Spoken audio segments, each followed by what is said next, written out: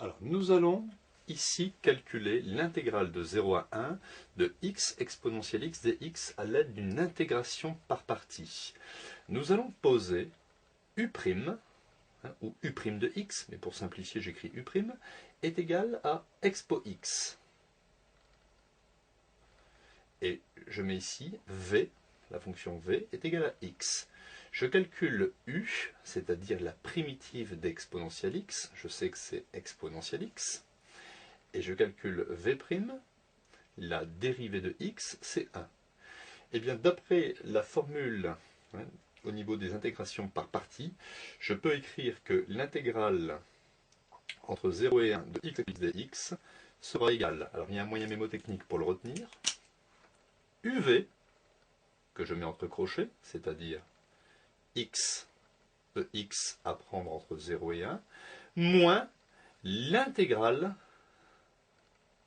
de uv', c'est-à-dire exponentielle x fois 1, je rajoute ici le petit dx, à prendre entre 0 et 1.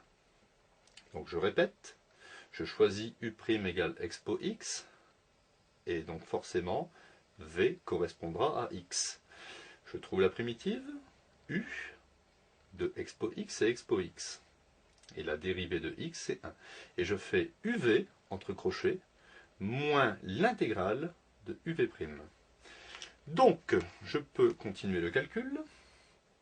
Ici, ex à prendre entre 0 et 1, je ne le calcule pas tout de suite. La primitive de ex, c'est ex à prendre entre 0 et 1. Et d'ailleurs, vous voyez qu'on peut ici remarquer que la primitive de la fonction ex sera ex moins ex. Je continue le calcul.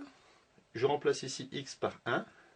Donc 1 fois exponentielle 1, moins, je remplace x par 0, 0 exponentielle 0, moins, je mets des parenthèses, je remplace x par 1, exponentielle 1, je remplace x par 0, exponentielle 0.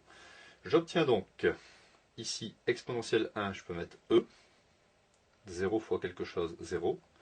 Ici, moins, entre parenthèses, e, et exponentielle de 0, ça fait 1.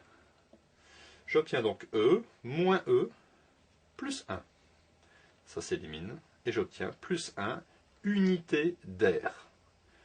Ici, l'intégrale se calcule et vaut 1 unité d'air.